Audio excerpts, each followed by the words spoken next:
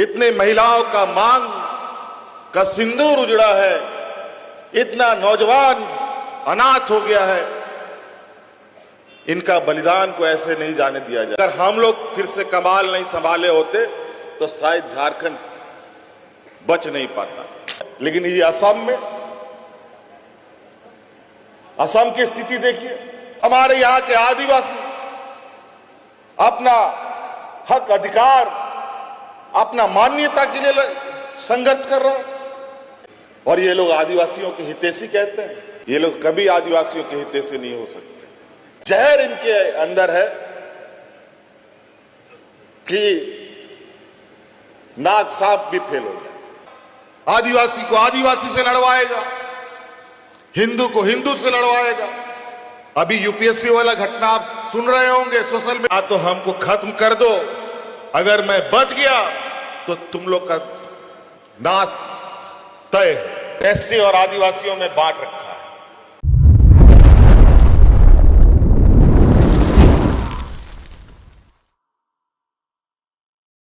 पहले आप सभी लोगों को मेरी ओर से झारखंडी जोहार, जोहार, जोहार।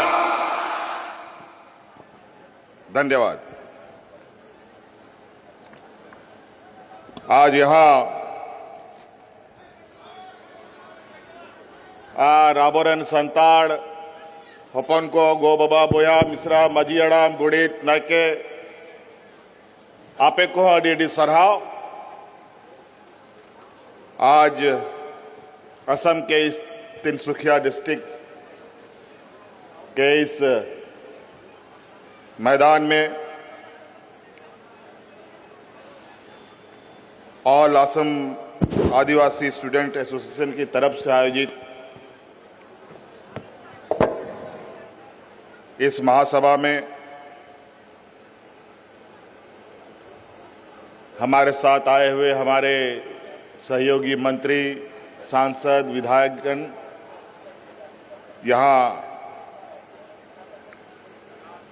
आशा के रिजन जी, देवेन जी और अन्य सभी एसोसिएशन के सभी हमारे सम्मानित सदस्यगण, आप सभी लोगों का मैं बहुत बहुत शुक्रिया, आभार प्रकट करता हूं। और विशेषकर आप यहाँ जो सामने बैठे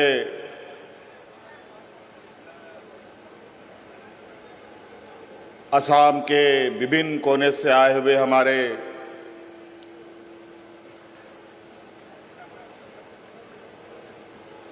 आदिवासी भाइयों, माताएं बहनें भी हैं, नौजवान भी हैं, छोटे छोटे बच्चे भी हैं, आप सभी का भी मैं हार्दिक अभिनंदन करता हूं। और विशेषकर मैं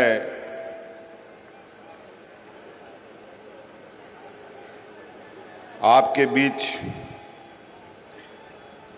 एक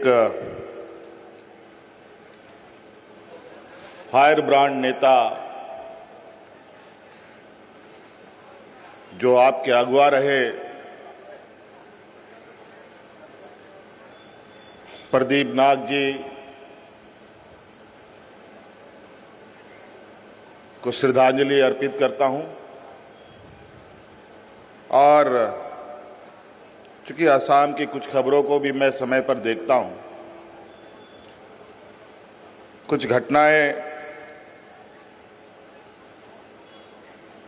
कहीं ना कहीं हमारे बीच में या हमारे दिल के अंदर कई संवेदनाएं जगा के जाता है। आपके असम के ही जुबिन गर्ग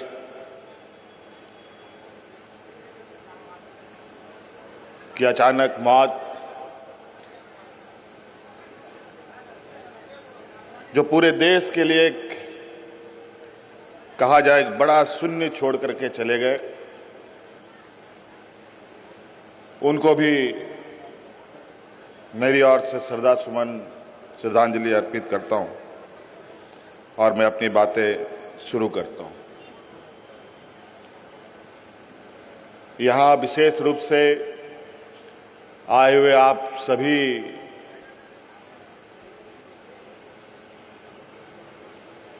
जो बरसों से 100-150 साल से रह रहे हमारे झारखंड के मूलवासियों,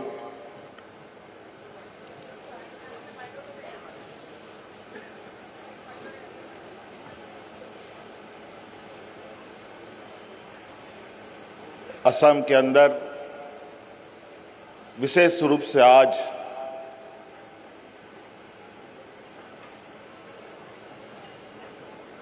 आप सबके तकलीफों को, आप सबके ऊपर हो रहे अत्याचारों के और आपके व्यथाओं को सुनने के लिए हम यहां आए हैं। हम लोग झारखंड से आते हैं और कहीं ना कहीं झारखंड का जुड़ाव भी आप लोगों का बहुत पुराना रहा है।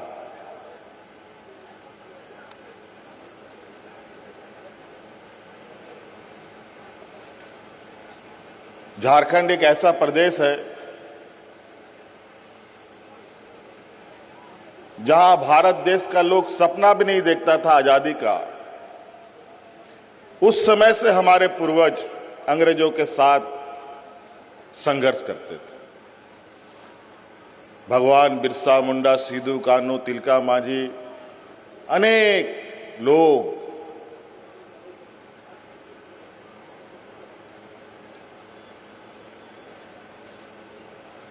हमारे पीढ़ियों को बचाने के लिए, हमारे जल जंगल जमीन को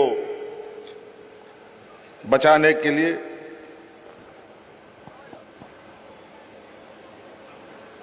अपना बलिदान दिया। आखिर ऐसा क्यों? हमसे ज्यादा बुद्धि वाला लोग, पैसा वाला लोग, अमीर, ज्ञानी, सामाजिक रूप से मजबूत लोग भी हैं, वो लोग क्यों नहीं लड़े? क्यों ही आदिवासी सबसे पहले अंग्रेजों के साथ लोहा लिया? आप इससे अंदाजा लगा सकते हैं कि हम उस समाज के लोग हैं जहां हम अपनी हक अधिकार की लड़ाई के लिए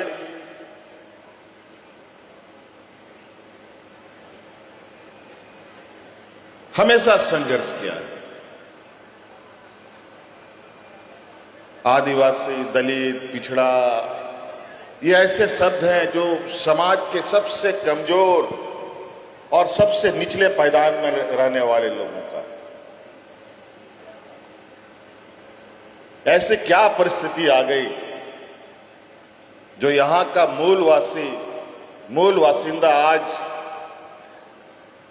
अलग अलग कोने में बिखर कर कई जगहों पर हास्य की स्थिति पर है।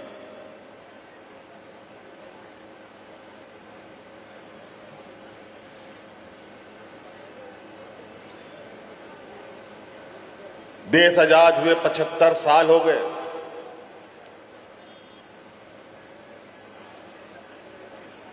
कई नीतियां बनी, कानून बने, संविधान में हमें रक्षा कवच मिला। उसके बावजूद आज हम कहां हैं? आज हम कितना संघर्ष कर रहे हैं?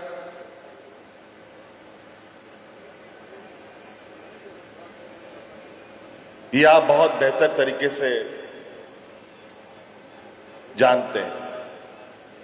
और इसी संघर्ष के बीच में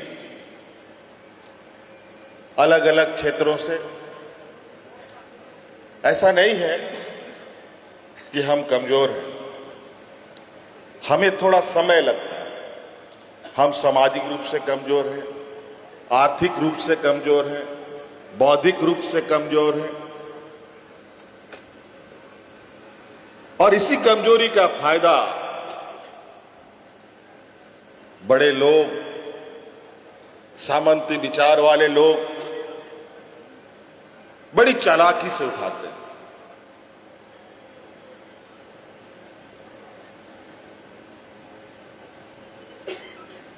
आदरणीय दिसोम गुरु शिबू सोरेन जी आज हमारे बीच में नहीं है। जब उन्होंने अलग राज्य की परिकल्पना की तो बाजार का लोग हंसता था कि आदिवासी लोग राज बनाएगा, ये लोग तो हड़िया दारू पी करके पेड़ के नीचे पड़ा रहे। आज सच्चाई पूरे देश के सामने है, 2000 ईस्वी में अलग राज बन गया। ये बात सही है। उस समय यही नारा लगता था झारखंड में, कैसे लेंगे झारखंड, लड़ के लेंगे झारखंड, आदो बाबन बतावा झारखंड बुदबन हथावा। ना मोबाइल, ना गाड़ी, ना मोटर, उसके बावजूद झारखंड के लोग झारखंड के लिए, झारखंड के जल जंगल जमीन के लिए चींटियों की तरह एकजुट हो जाते थे। राज अलग हुआ तो फिर मजाक का पात्र बना। आदिवासी समाज, अरे चलो राज तो बन गया, लेकिन राज पर तो राज हम ही लोग कर सकता है, ये आदिवासी लोग थोड़ी कर सकता है। और हुआ भी वही।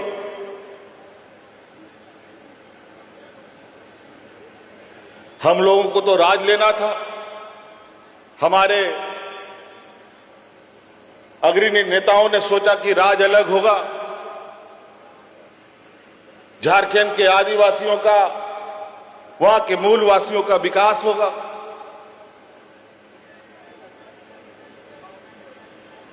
राज अलग करने में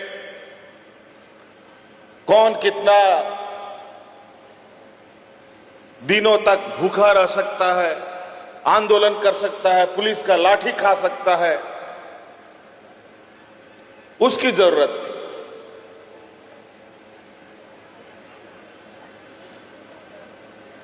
और नतीजा ये हुआ कि हम सब लोगों का विधायक कम और हमारे विरोधियों का विधायक लोग ज्यादा बन गया और लगातार वो लोग सत्ता में रहा। 15-16 साल से अधिक वर्षों तक उन लोगों ने झारखंड में राज किया और झारखंड की हालत वो बना दिया कि अगर हम लोग फिर से कमाल नहीं संभाले होते तो शायद झारखंड बच नहीं पाता। इन 16-17 सालों में झारखंड में लोग भूख से मरने लगे थे। हाथ में राशन कार्ड लेकर के भात भात करके लोग मरा। हमने देखा, हम उन लोगों के घर भी जाते थे। आदरणीय गुरुजी उसमें बुजुर्ग हो रहे थे। फिर हम लोगों ने कमान संभाला। नहीं, ऐसा नहीं हो सकता, इतना हमारा पूर्वजों का जो बलिदान है, जो उनका खून बहा है, इतने महिलाओं का मांग का सिंदूर उजड़ा है, इतना नौजवान अनाथ हो गया है, इनका बलिदान को ऐसे नहीं जाने दिया जाएगा। हम लोगों ने कमर कसा, पूरे राज्य में संघर्ष यात्रा निकाली।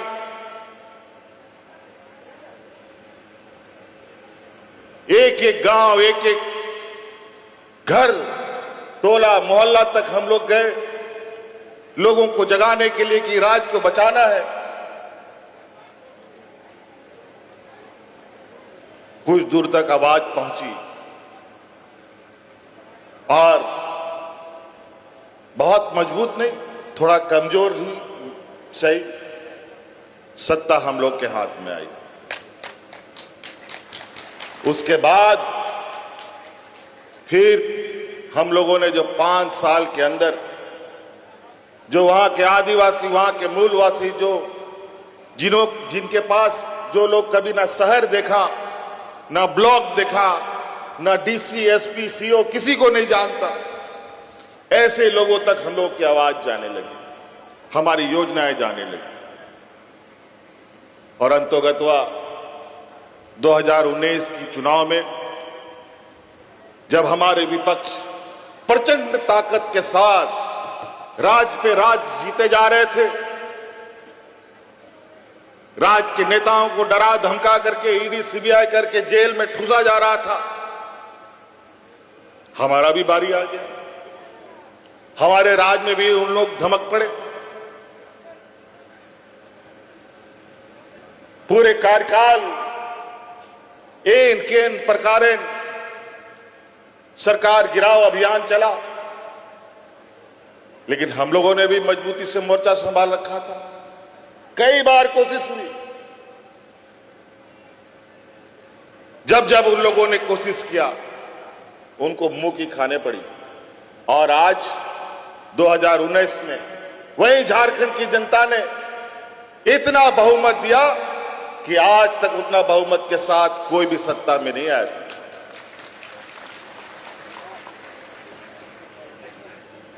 क्योंकि उनको पता है कि उनका दुख दर्द अगर कोई समझ सकता है तो हमारा इस समाज के बीच का ही आदमी समझ सकता है, जो उनके तकलीफों को देखा हो, समझा हो, झेला हो। आज जिस अंग्रेजों के साथ हमारे पूर्वज लड़ाई लड़ते थे, संघर्ष करते थे, और जो अंग्रेज हम लोग को गुलाम बना करके बंधुआ मजदूरों के तरह हम लोग के साथ व्यवहार करता था, आज उन अंग्रेजों के बगल में हमारा नौजवान जब बैठ करके उसके साथ पढ़ाई पढ़ा, बड़ी शिक्षाएं ले रहा है। कभी ऐसा भी था, और आज भी ये दंश है, हम अपने ही देश के अंदर ज्यादा जुल्म देखते हैं। आज भारत देश में हम लोग हैं, लेकिन ये असम में, असम की स्थिति देखिए। भारत देश में रहते हुए हमारे यहां के आदिवासी अपना हक, अधिकार, अपना मान्यता के लिए संघर्ष कर रहा है।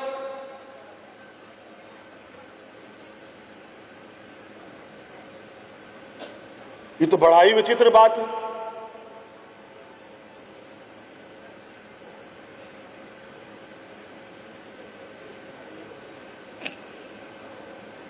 ये ऐसी विडंबना शायद बड़ा ही दुर्भाग्य है कि आज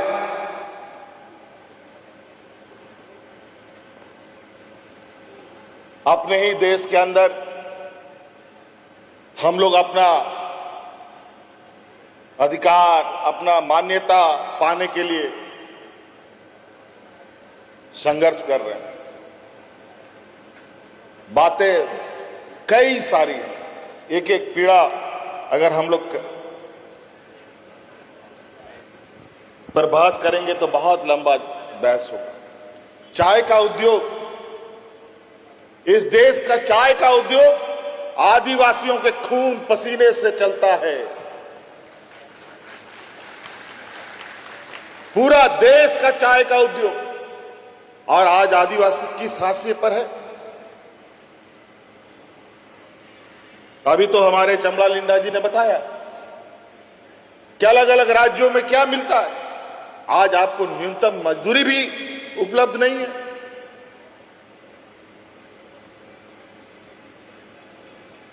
और ये लोग आदिवासियों के हितैषी कहते हैं।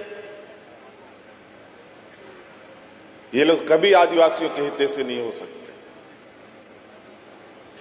ये लोग कभी नहीं चाहते कि हमारे आदिवासी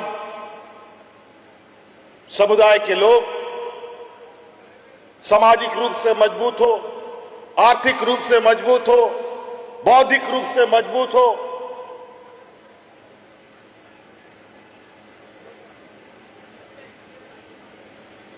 अगर हम बौद्धिक रूप से, आर्थिक रूप से बौद्धिक मजबूत होने लग गए तो हम अपनी हक अधिकार की बात करेंगे, हम अपने जल जंगल जमीन की बात करेंगे, हम उनसे बहस करेंगे।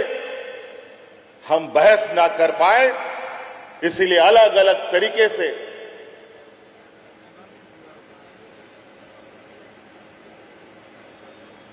हम पर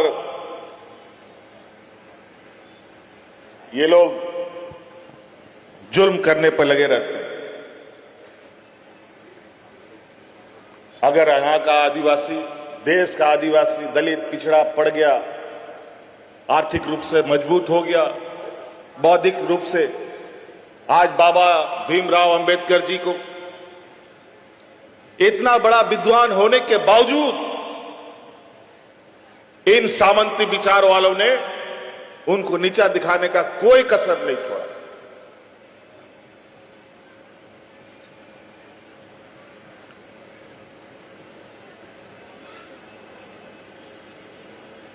अगर आज हम लोग का समाज मजबूत होगा तो उसके घर में बर्तन कौन मांजेगा, उसका गाड़ी का ड्राइवर कौन बनेगा, घर में मालिक कौन करेगा।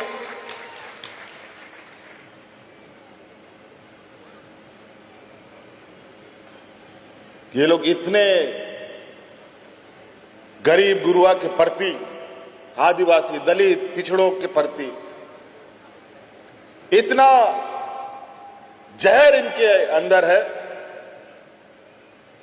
कि नाक साफ भी फेल हो गया। इतना ये लोग के अंदर द्वेष है।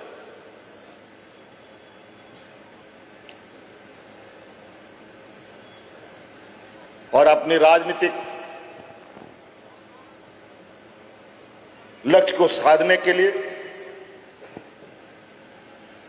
पूरे देश के अंदर एक ऐसा माहौल खड़ा कर रखा है, सबको एक दूसरे से लड़ाकर। और अभी तो चुनाव है, अभी बंगला और मुसलमानों के पीछे पड़ा।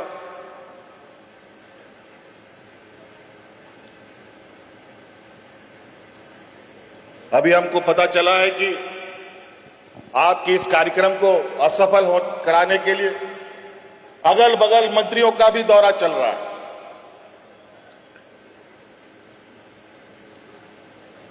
लेकिन हम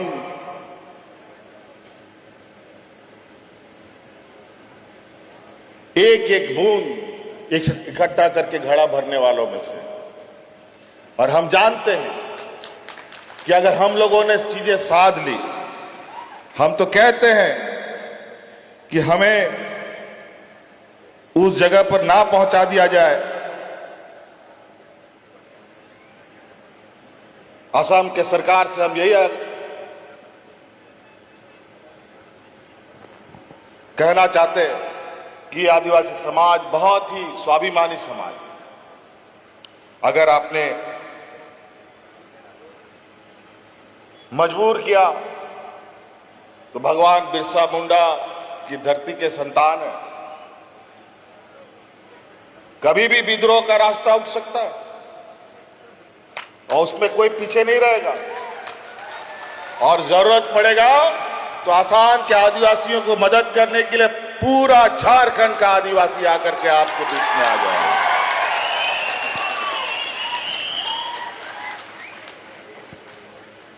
कई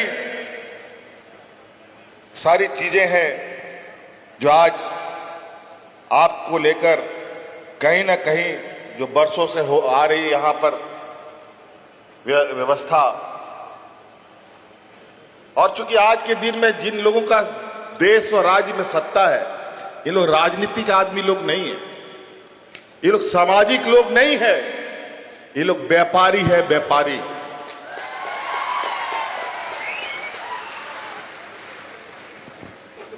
एक बहुत बड़ा विद्वान व्यक्ति था, चाणक्य, नाम सुने हैं ना? चाणक्य कहते थे कि जिस देश का राजा व्यापारी, उस देश का प्रजा भिखारी बने।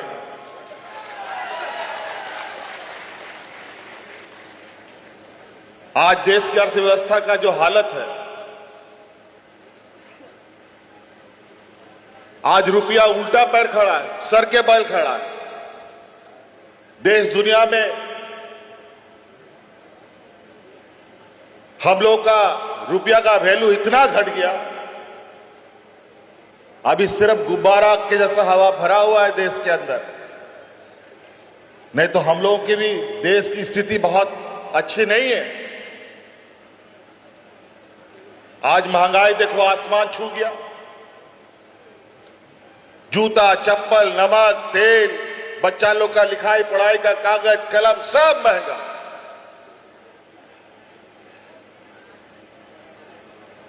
महंगाई कम करने के नाम पर ये लोग सत्ता में आ गए थे, लेकिन कम क्या करेंगे? महंगाई आसमान बेलगाम घोड़े की तरह चल रहा है। याद कीजिए वो दिन, ये लोग सत्ता में कितना झूठ बोल के आया था। सबके खाता में 15 लाख आएगा, आया क्या? बल्कि जितना घर में पैसा था नोटबंदी करके सब निकाल के लेके चला गया। इसको कहते हैं आर्थिक मार। और आर्थिक किसी भी घर का रीढ़ का हड्डी होता है। किसी भी आदमी का अगर रीढ़ का हड्डी निकाल दीजिए तो खड़ा नहीं हो पाएगा, गिर जाएगा धड़ाम से। यही नोटबंदी, जीएसटी, महंगाई उसी का कारण है कि आपके जेब में 1 रुपया भी ना बचे। और ऐसे ऐसे कानून बनाते हैं जिस कानून के माध्यम से आपको पता भी नहीं चलता है कि आपका पैसा कहां से कहां चला गया। गरीब गुरुआ के लिए तो खैर फर्क ही क्या पड़ता, उसको तो रोज कमाना है, रोज खाना है। अगर वो एक दिन मेहनत नहीं करेगा तो उसका घर का चूल्हा नहीं जलेगा।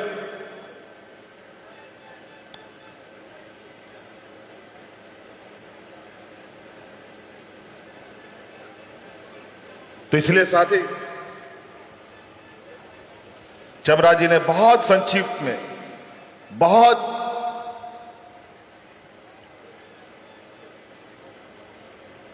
बड़ी बड़ी बातें की। हम लोगों का एकजुटता ही हमारी ताकत है और इस देश का भी ताकत यही था। अलग अलग समाज, अलग अलग रंग भेद का लोग इस देश में रहता है, हिंदू, मुस्लिम, सिख, ईसाई, सब लोग एक साथ रहता था। और यही ताकत के बदौलत भारत देश एक अलग पहचान रखता था। दुनिया इस ताकत का लोहा मानता था। लेकिन आज वर्तमान व्यापारियों ने हिंदू, मुस्लिम, सिख, ईसाई सबको अलग अलग कर रखा।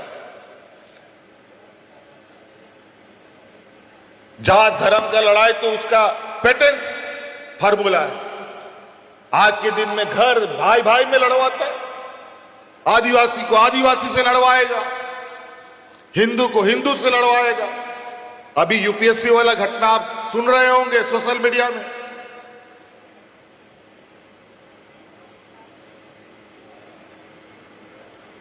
फूट डालो और राज करो का जो मंत्र है, इन लोगों ने बहुत अच्छे तरीके से पढ़ा है। और इस मंत्र का काट एक ही है कि हमें एकजुट रहना होगा। कोई उपाय नहीं है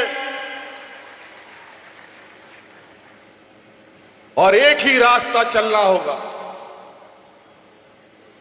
दुनिया भर लोग आएंगे रास्ता दिखाने के लिए।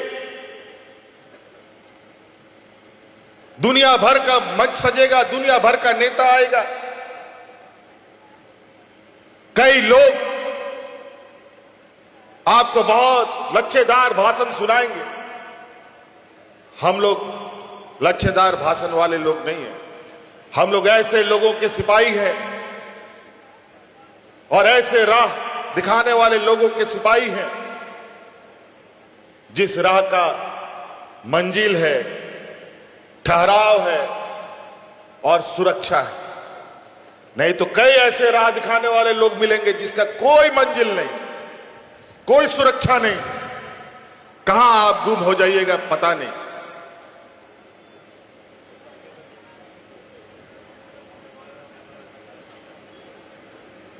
आज हम लोग इसीलिए एक स्वाभिमान और एक गर्व का इतिहास हमारा एक परछाई के रूप में हमारे साथ चलता है। आज स्वाभिमान के साथ हम नजर से नजर मिला के चलते हैं। आज इन लोगों ने तो मुझे जेल में भी डाल दिया था। हमने कहा या तो हमको खत्म कर दो, अगर मैं बच गया तो तुम लोग का नाश तय है। और नतीजा ही हुआ, सत्ता फिर उनको बाहर कर दी। और आज आपका ये नौजवान भाई, बेटा, दोस्त, जो भी आप कह लें, दुनिया का इतिहास है, पहली बार दुनिया का सबसे बड़ा वैश्विक मंच वर्ल्ड इकोनॉमिक फोरम जो स्विट्जरलैंड में हुआ, इस दुनिया का इतिहास में पहली बार एक नौजवान आदिवासी ने वहां अपना प्रतिनिधित्व किया।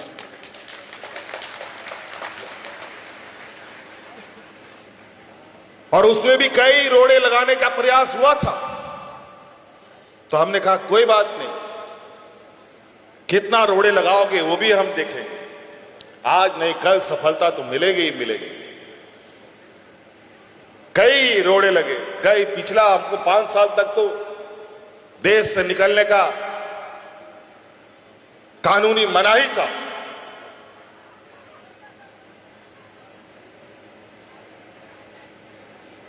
हमारे राज्य ने पूरा देश को बहुत सारी चीजें दी। देश की अर्थव्यवस्था में झारखंड सबसे ज्यादा कंट्रीब्यूट करने वाला राज्य है, लेकिन वहां के लोग बेचारे बुरे हाल, फटे हाल। हमने तय किया इस राज्य ने बहुत कुछ दिया है, अब इस राज्य को देने की जरूरत है। आज इसीलिए हमने देश के वैश्विक मंच पर इस बात को रखा कि हमारे राज्य में जो संसाधन है, जिसको आज से नहीं सैकड़ों वर्षों से लूटा जा रहा है, उसका सही मूल्य हमारे राज्य को मिलना चाहिए। हमें एक सही सहयोग की आवश्यकता है। और आज सरकार अपने राज्य की आधी आबादी जो हमारी महिलाएं हैं, लगभग 50 लाख से 56 लाख महिलाओं को, हर एक महिलाओं को 2500 रुपए देने का काम करती है हर महीना। और आज गांव-गांव में महिलाएं अपने पैरों पर खड़ा हो रही। जैसे गाड़ी, मोटरसाइकिल हो या गाड़ी हो, अगर उसमें तेल नहीं चलेगा, तेल नहीं डालिएगा तो एक डेग भी नहीं चलता, फिर ढकेल के ले जाना पड़ता। तो सोचिए, मोटरसाइकिल हो या 4 चक्किया हो, उसको ढकेल के ले जाना कितना तकलीफ है। उसी तरीके से आज के इस जीवन में जेब में पैसा नहीं रहता है तो बुद्धि भी काम नहीं करता। कोई गरीब कमजोर परिवार भविष्य के बारे में कोई विचार नहीं कर सकता। वो सरकार भी काम करती है तो एक बजट उसका बनता है, उसके बाद काम करती है। सभी विभागों के लिए अलग अलग बजट होता है, तब काम होता है। आज हमने राज्य की आधी आबादी को एक बजट बना दिया कि ये तुम्हारा फिक्स इनकम है, अगला महीना तुमको क्या करना है तुम आज इसी महीने सोच सकते हो।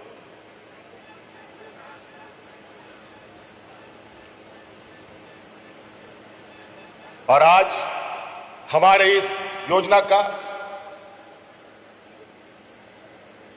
कॉपी करके अलग अलग राज्यों में झूठा आश्वासन दे करके चुनाव जीतने का काम हमारे विपक्ष और भाजपा के लोग करते हैं।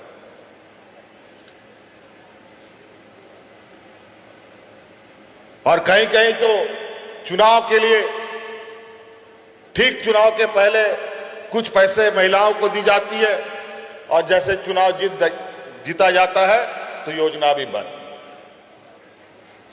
यह भी बेवकूफी होता है।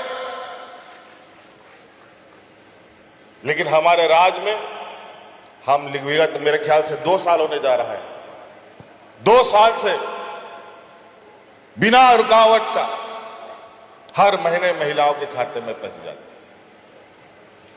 हमारे नौजवान, हमारे आने वाली पीढ़ी के लिए, बेहतर शिक्षा के लिए,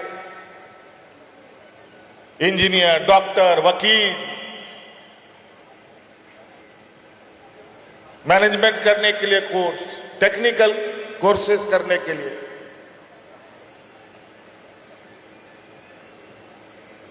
सरकार ने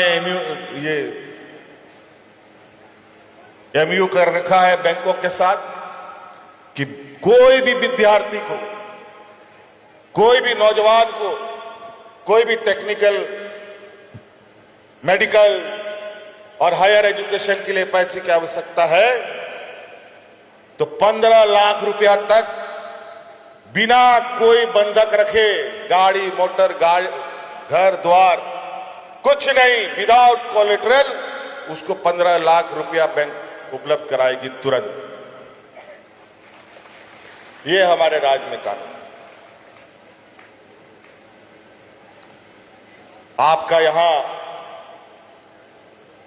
जो आदिवासी समुदाय है, उन समुदायों की संख्या लगभग 1/3 जो मुझे बताई गई है।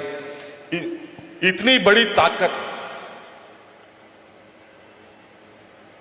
आप लोगों का है और यही ताकत को इन लोगों ने बड़ा तरीके से एसटी और आदिवासियों में बांट रखा है। कोई टी ट्राइब्स, कोई आदिवासी, कोई क्या क्या।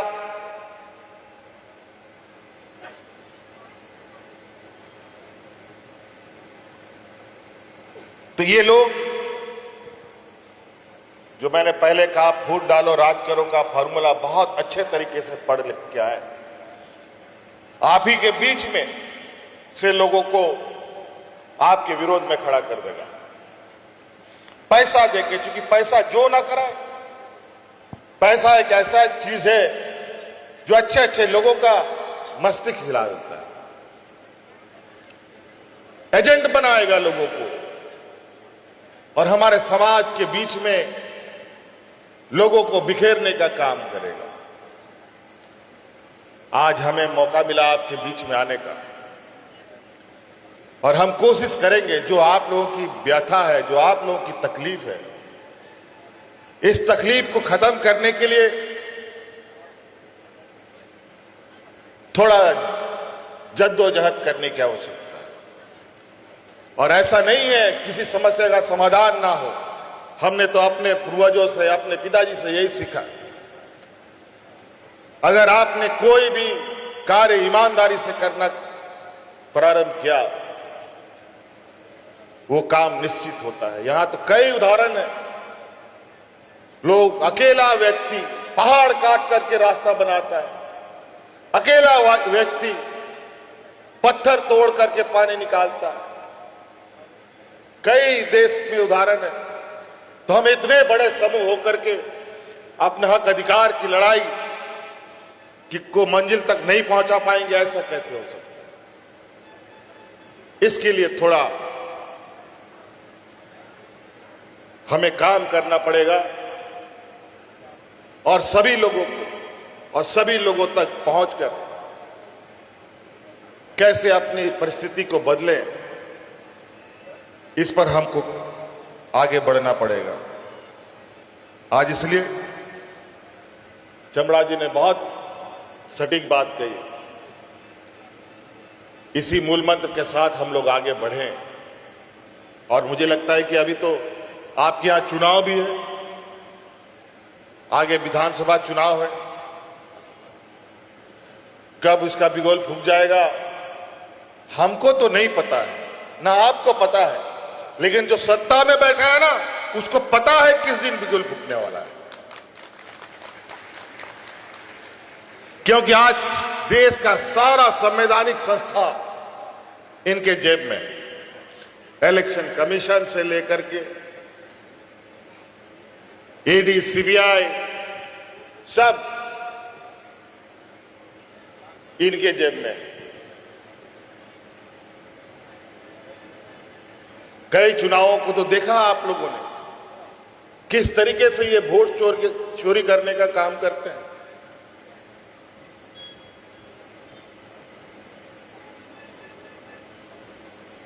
वोटर पुनरीक्षण के नाम पर कितने बड़े पैमाने पर लोगों का वोट का अधिकार छीन लेता है। और बड़ी चालाकी से इनको पता है ये चोरी नहीं, ये डकैती कर रहे हैं। और आने वाला समय में समय का परिवर्तन होता है। आने वाला समय में परिवर्तन हुआ तो जो पदाधिकारी उस समय रहा होगा, उन पदाधिकारियों को जेल में जाने से कोई नहीं बचा सकता। और इसीलिए ये कानून बनाते हैं कि इन पदाधिकारियों को सजा ना हो।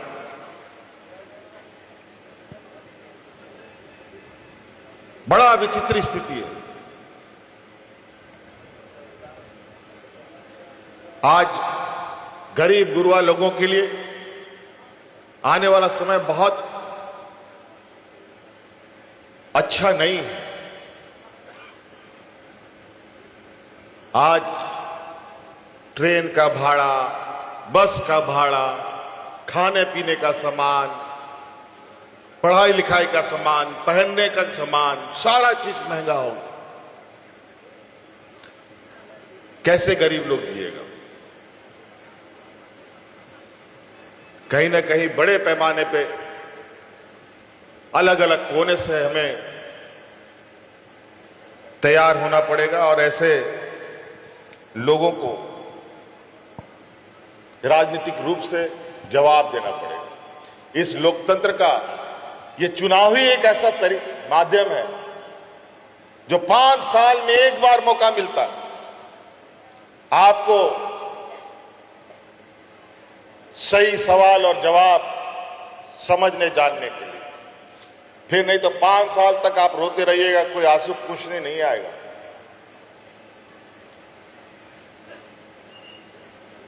संविधान ने हर 5 साल में ये एक अधिकार हर एक गरीब, गुरबा, अमीर सबको दिया।